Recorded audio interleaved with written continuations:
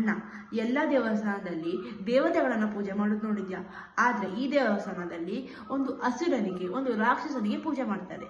ಅದು ಮಾರನಕಟ್ಟೆಯಲ್ಲಿ ಒಂದು ದೇವಸ್ಥಾನ ಉಂಟಲ್ಲ, ಅದೇ ಅಲ್ಲ? ಹೌದಣ್ಣ, ಅದು ನಮ್ಮ ಮಾರನಕಟ್ಟೆಯ ಮಹಾಲಿಂಗೇಶ್ವರ ದೇವಸ್ಥಾನ. ಇದ್ರ ಹಿಂದೆ ಇರುವ ಕತೆ ಹೇಳು. ಇದ್ರ ಹಿಂದೆ ಒಂದು ಕತೆ ಉಂಟು. ಎಂತ ಅಂದ್ರೆ, ಕಂಹಾಸುರ ಅಂತ ಒಬ್ಬ ರಾಕ್ಷಸ ಇರ್ತಾನೆ. ಅವನು ದೇವಿಯ ಮಹಾ ದೊಡ್ಡ ಭಕ್ತ. ಅವನು ದೇವಿಯನ್ನು ಒಲಿಸ್ಕೊಂಡು ಅವಳ ಕಡೆಯಿಂದ ಒಂದು ವರವನ್ನು ತಗೊಂಡಿರ್ತಾನೆ. ಅಂದ್ರೆ ನನ್ಗೆ ಯಾವ ಗಂಡಸರಿಂದ ಕೂಡ ಸಾವು ಬರಬಾರದು ಅಂತ ವರ ತಗೊಂಡಿರ್ತಾನೆ. ಸೊ ಈ ವರ ತಗೊಂಡಿಂದ ಅವನು ಎಲ್ಲ ಜನರಿಗೆ, ಸುತ್ತಮುತ್ತ ಇರೋ ಎಲ್ಲರಿಗೆ ಸಹ ಹಿಂಸೆ ಕೊಡ್ತಾ ಇರ್ತಾನೆ. ಆಗ ದೇವತೆಗಳಿಗೆ ಎಂತ ಮಾಡೋದು ಗೊತ್ತಾಗೋದಿಲ್ಲ.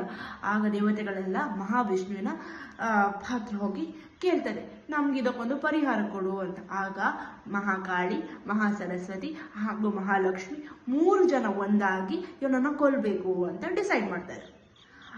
ಈ ಮಾತು ನಾರದರಿಗೆ ಗೊತ್ತಾಗಿ ನಾರದರು ಬಂದು ಕಂಹಾಸುರನಿಗೆ ಹೇಳ್ತಾರೆ, ಹೀಗೆ ಅವರೆಲ್ಲ ಪ್ಲಾನ್ ಮಾಡ್ತಾ ಇದ್ದಾರೆ ಅಂತ. ಆಗ ಇವನು, ನನ್ಗೀಗ ಸಾವು ಕಟ್ಟಿಟ್ಟ ಬುದ್ಧಿ ಅಂತ ಗೊತ್ತಾಗಿ ಅವನು ಬ್ರಹ್ಮನ ಮೊರೆ ಹೋಗ್ತಾನೆ. ಬ್ರಹ್ಮನ ಮೊರೆ ಹೋದಾಗ ಬ್ರಹ್ಮ ಬಂದು ಇವನಿಗೆ ಪ್ರತ್ಯಕ್ಷ ಆಗ್ತಾನೆ. ಬ್ರಹ್ಮನ ಮುಂದೆ ಇವನು ನನ್ಗೆ ಸಾವೇ ಬರಬಾರ್ದು ಅಂತ ಕೇಳಲಿಕ್ಕೆ ಸಿದ್ಧ ಆಗಿರ್ತಾನೆ. ಬಟ್ ಹಾಗೆ ಕೇಳಿದ್ರೆ ಅವನಿಗೆ ಎಂಡೇ ಇರುವುದಿಲ್ಲ, ಅವನಿಗೆ ಸಾವೇ ಇರುವುದಿಲ್ಲ ಅಂತ ತಿಳ್ಕೊಂಡ ಮಹಾ ಸರಸ್ವತಿ ಹೋಗಿ ಅವನ ಗಂಟಲಲ್ಲಿ ಕುತ್ಕೊಳ್ತಾಳೆ. ಆಗ ಅವನಿಗೆ ಮಾತೇ ಬರುವುದಿಲ್ಲ. ಬ್ರಹ್ಮ 3 ಬಾರಿ ನಿಂಗೇನು ಬರಬೇಕು ಕೇಳು ಮಗು ಅಂತ 3 ಸರಿ ಹೇಳ್ತಾನೆ. ಬಟ್ ಅವನಿಗೆ ಮಾತೇ ಬರುವುದಿಲ್ಲ. ಆಗ ಬ್ರಹ್ಮನಿಗೆ ಸಿಟ್ಟು ಬಂದು, ಸರಿ ನೀನು ಪರ್ಮನೆಂಟ್ ಆಗಿ ಮೂಗನಾಗಿ ಹೋಗು ಅಂತ ಶಾಪ ಕೊಡ್ತಾನೆ. ಆದ್ದರಿಂದ ಅವನು ಮೂಕಾಸುರ ಅಂತೇಳಿ ಫೇಮಸ್ ಆಗ್ತಾನೆ. ಆದ್ರೆ ಸಹ ಇವನು ಜನರಿಗೆಲ್ಲ ಹಿಂಸೆ ಕೊಡ್ತಾ ಇರ್ತಾನೆ. ಆಗದೆ 3 ಲಕ್ಷ್ಮಿ, ಸರಸ್ವತಿ, ಮಹಾಕಾಳಿ ಒಟ್ಟಿಗೆ ಬಂದು ಇವನನ್ನು ಸಂಹಾರ ಮಾಡಬೇಕು ಅಂತ ಡಿಸೈಡ್ ಮಾಡಿದಾಗ ಇವನು ದೇವಿಗೆ ಶರಣಾಗ್ತಾನೆ. ಹೌದು ದೇವಿ, ನಂದೆಲ್ಲ ತಪ್ಪಾಯಿತು, ನಾನು ಒಪ್ಕೊಳ್ತೇನೆ, ನನಗೆ ದಯಮಾಡಿ ನನಗೆ ಮುಕ್ತಿ ಕೊಡು ಅಂತ ಕೇಳ್ತಾನೆ. ಆಗ ದೇವಿ ಹೇಳ್ತಾಳೆ, ನೀನು ಮಾಡಿದ ಕೆಲಸಕ್ಕೆ ನಿಂಗೆ ಮುಕ್ತಿ ಕೊಡುವುದಿಲ್ಲ, ನೀನೀಗ ಬ್ರಹ್ಮಶಿಲೆಯಾಗಿ ಇಲ್ಲೇ ಇರು, ಆದ್ರೆ ಮುಂದೊಂದು ಕಾಲ ಶಂಕರಾಚಾರ್ಯರು ಬಂದು ನಿಂಗೆ ಮುಕ್ತಿ ಕೊಡ್ತಾರೆ ಅಂತ ಹೇಳ್ತಾನೆ.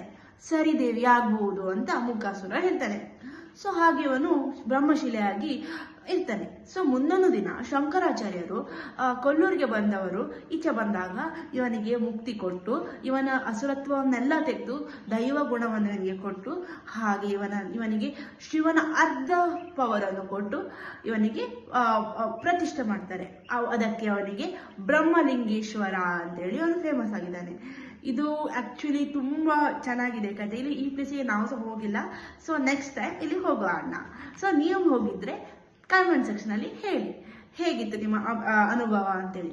ಧನ್ಯವಾದಗಳು.